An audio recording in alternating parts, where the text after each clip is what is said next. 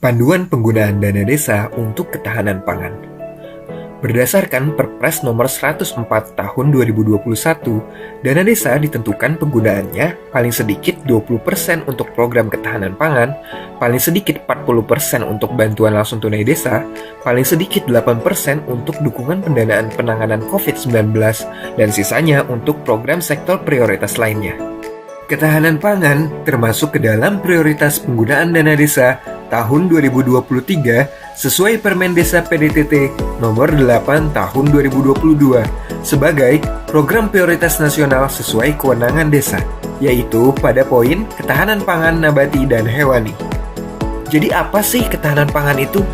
Ketahanan pangan menurut Kepmen Desa PDTT nomor 82 tahun 2022 tentang pedoman ketahanan pangan di desa adalah kondisi terpenuhinya pangan bagi masyarakat desa sampai dengan perseorangan yang tercermin dari tersedianya pangan yang cukup, baik jumlah maupun mutunya, aman, beragam, bergizi, merata, dan terjangkau serta tidak bertentangan dengan agama, keyakinan, dan budaya masyarakat untuk dapat hidup sehat, aktif, dan produktif secara berkelanjutan.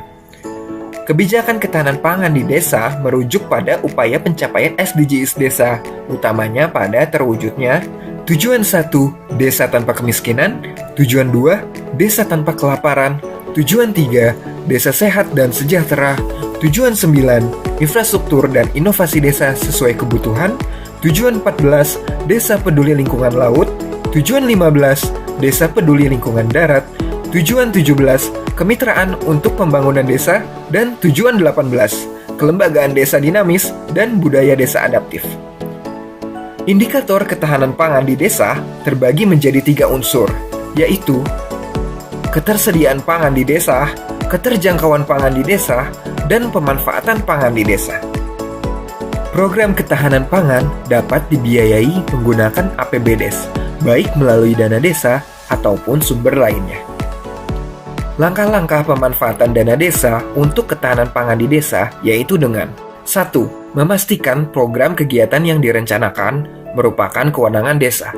2. Disepakati dan diputuskan dalam musyawarah desa. 3. Program kegiatan yang direncanakan masuk dalam RKPDes dan APBDes. Dan 4. RKPDes dan APBDes dipublikasikan sesuai ketentuan peraturan perundang-undangan. Penggunaan dana desa dalam penguatan ketahanan pangan nabati dan hewani berdasarkan Permen Desa PDTT nomor 8 tahun 2022 tentang prioritas penggunaan dana desa tahun 2023 diprioritaskan untuk 1. Pengembangan usaha pertanian, perkebunan, perhutanan, peternakan, dan atau perikanan. 2. Pembangunan dan pengelolaan lumbung pangan desa. 3. Pengolahan pasca panen. 4. Pengembangan pertanian keluarga, pekarangan pangan lestari, hidroponik atau bioponik. 5. Pengembangan jaringan pemasaran produk pertanian, perkebunan, perhutanan, peternakan, dan atau perikanan.